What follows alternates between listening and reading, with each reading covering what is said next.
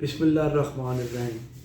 سال اول کی علم الادویہ کے اصول کلی، ادویہ کی تاثیر اور شناخت۔ علم الادویہ کی تاریخ میں یہ بات واضح کر دینا بڑی مشکل بات ہے کہ سب سے قبل انسان پر دوا کا کشف کس طرح عمل میں آیا اور کس مرض کے لیے کون سی مخصوص دوا استعمال ہوئی۔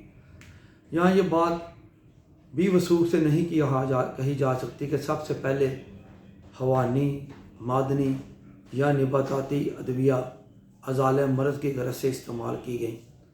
یہاں صرف قیاس کے ذریعے ہی تسکین حاصل کی جا سکتی ہے۔ دوا اور مرض اتنے ہی قدیم ہیں جتنا کہ انسانی تاریخ اور انسان۔ اس لیے کہا جا سکتا ہے کہ جس دور میں انسان دوا کے تصور سے آشنا ہوگا، اس دور میں انسان آگ، پانی کی تاثیرات اور مختلف متضاد کیفیات کا مشاہدہ کر چکا ہوگا، اور بھوک لگنے یا ضرورت محسوس ہونے پر جو بھی سامنے آیا کھا پی لیا جاتا ہوگا، اور اگر اس چیز سے اسے تر و تازگی محسوس ہوتی تھی تو وہ اسے اپنا لیتا، جبکہ برے اور مضر اثرات والی چیزوں کو چھوڑنے پر مجبور ہوتا تھا۔ حکنا کا ایک مشہور واقعہ یہ عمل اور طریقہ انسان نے کسی پرندہ سے سیکھا، جبکہ فسد کا عمل دریائی گھوڑے سے حاصل کیا اور قے کا عمل کتے سے سیکھا۔ پھر ان مشاہدات کی روشنی میں تجربات کے ذریعے تصدیق ہوتی رہی۔ حکنا کا عمل انسان کو الپیس نامی پرندہ سے معلوم ہوا، چونکہ یہ پرندہ بہت زیادہ کھا جاتا ہے، اور کھاتے کھاتے جب اس کا معدہ فاسد اخلاط سے پورا ہو جاتا ہے تو دریا کے کنارے جا کر اپنی چونچ میں پانی بھر لیتا ہے اور خود ہی دوبر میں داخل کر کے حکنا کر لیتا ہے، جس سے اس کے پیٹ کے سارے فضلات جو ہیں وہ دور ہو کے وہ ہلکا پھلکا ہوتا ہے اور اڑ جاتا ہے۔ اس طرح جب دریائی گھوڑا کثرت خون میں مبتلا ہو جاتا ہے تو دریائے نیل کے ساحل پر آ کر کسی نوکدار سرکنڈے کو تلاش کرتا ہے اور اسے اپنی ٹانگ کی برید میں گھسا کر کافی خون خارج کرتا ہے، اور اس کے بعد مٹی سے زخم کو بھر لیتا ہے۔ تو اس عمل کو دیکھ کر انسان نے بھی اس سے بھرپور فائدہ اٹھانا شروع کر دیا۔ تاریخ طب میں یہ بات معلوم ہوتی ہے کہ علاج کی ابتدا لائی یا لانی نامی بوٹی کے ذریعے ہوئی۔ اس کی مثال یوں ہے کہ مصر میں ایک عورت ہمہ وقت حزن و ملال میں مبتلا رہتی تھی۔ اس عورت کا معدہ خراب ہو گیا، سینہ میں خلاط ردیہ پر ہو گئے، حیض بند ہو گیا۔ اتفاق سے اس عورت نے لائی نامی یہ بوٹی اپنے شوق سے چند بار کھائی۔ اس کے استعمال سے اس کے تمام امراض دور ہو گئے اور وہ صحت مند ہو گئی۔ ایک خیال کے مطابق علم الادویہ کی داغ بل حضرت سلیمان علیہ السلام کے زمانہ میں ہوئی، کیونکہ ان کے دور میں یہ بات مشہور ہے کہ درخت، پودے، ادنا اور اعلیٰ حیوانات ان سے ہم کلام ہوا کرتے تھے۔ مختلف ادویہ کے اثرات، مزاج اور ان کے افعال و خاص کا علم انسان کو مختلف اتفاقات سے حاصل ہوا۔ مثلا ایک شخص کسی نئی جگہ جاتا ہے اور وہاں اسے ایسی چیز کھانے کا اتفاق ہوتا ہے جس کی ماہیت کا اسے علم نہ تھا۔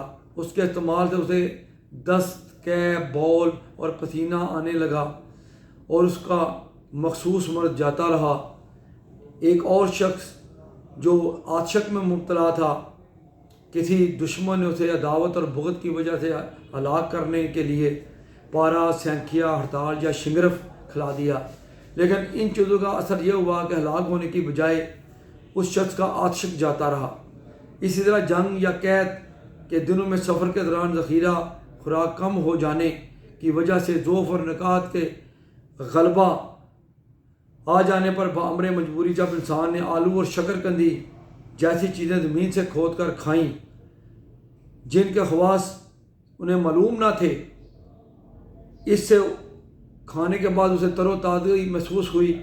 پھر ان چیزوں پر تصدیق کی مہر ثابت ہو گئی۔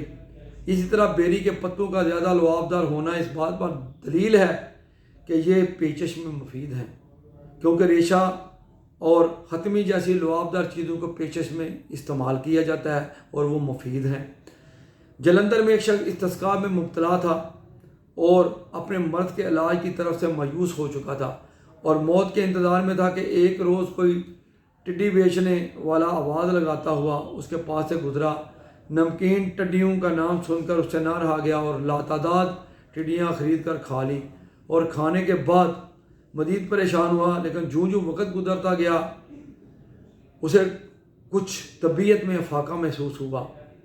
اس نے یہ عمل دہرانا شروع کر دیا۔ کچھ دنوں کے بعد وہ تندرست ہو گیا۔ قرآن مجید میں شہد کے متعلق کہا گیا ہے کہ اس میں کئی بیماریوں کی شفا موجود ہے۔ اسی ضمن میں نبی اکرم صلی اللہ علیہ وآلہ وسلم کے بعد ایک شخص حاضر ہوا اور کہا میرے بھائی کو دست آ رہے ہیں۔ آپ نے اسے فرمایا اسے شہد پلاؤ۔ اس نے ایسا ہی کیا۔ تھوڑی دیر کے بعد آیا، اس نے کہا حضور اس سے اس کے دست میں اضافہ ہو گیا۔ تو آپ نے کہا اسے دست جو ہے اس کا پیٹ جھوٹا ہے اور اللہ کے نبی کا فرمان سچا ہے، تم اسے شہد کھلاؤ جا کے۔ اس عمل کے کچھ ہی دیر بعد وہ شخص آیا اور کہنے لگا کہ حضور دستوں کی انتہا ہو گئی ہے۔ تیسری مرتبہ بھی آپ نے اسے کہا کہ تم اسے جا کے شہد پلاؤ، کہ یہ سلسلہ چلتا رہا اور شخص بار بار آتا رہا۔ تو آخر حضور صلی اللہ علیہ وسلم نے جب شخص کی پریشانی میں اضافہ دیکھا تو فرمایا کہ تیرے بھائی کا پیٹ جھوٹا ہے، خدا کا کلام جھوٹا نہیں۔ چنانچہ وہ حسب الحکم شہد پلاتا رہا اور اسی سے شفا ہوئی۔ ہمارے خواب بھی تحقیق اور ادویہ کے سلسلے میں معاون ثابت ہوتے ہیں۔ علی ابن رضوان کی شرح جو جالینوس کی کتاب پر لکھی گئی ہے اس میں بیان ہے کہ مجھے کئی سال سے نہایت تکلیف تھی اور درد سر کا عارضہ تھا۔ سر کی رگیں خون سے پر معلوم ہوتی تھیں۔ اسی غرض سے میں نے کئی مرتبہ فضل کھلوائی لیکن کچھ فائدہ نہ ہوا۔ اسی اثناء میں ایک روز جالینوس کو خواب میں دیکھا۔ اس نے مجھے کتاب حیلۃ البر پڑھ کر سنانے کا حکم دیا۔ میں نے اس کتاب کے 7 مقالے سنا دیے۔ جب میں 7ویں مقالے کے آخر میں پہنچا تو جالینوس نے مجھے ٹوکا، تو نے میرے اس مسئلے کو فراموش کر دیا کہ اس قسم کے درد سر میں کھوپڑی پر پشنے لگوانا زیادہ مناسب ہے۔ چنانچہ جب میں بیدار ہوا تو اس کے حکم کے مطابق میں نے پشنے لگوائے اور فوراً آرام آ گیا۔ بہرحال انسان نے مختلف طریقوں سے ادویہ کی شناخت اور تاثیرات کا علم حاصل کیا اور مفید ثابت ہوئیں۔ اس طرح بتدریج طب کے ارتقائی مراحل طے ہوتے چلے آئے اور الحمدللہ طب کی ترقی اور تحقیق قابل تحسین اور لائق صد فخر ہے۔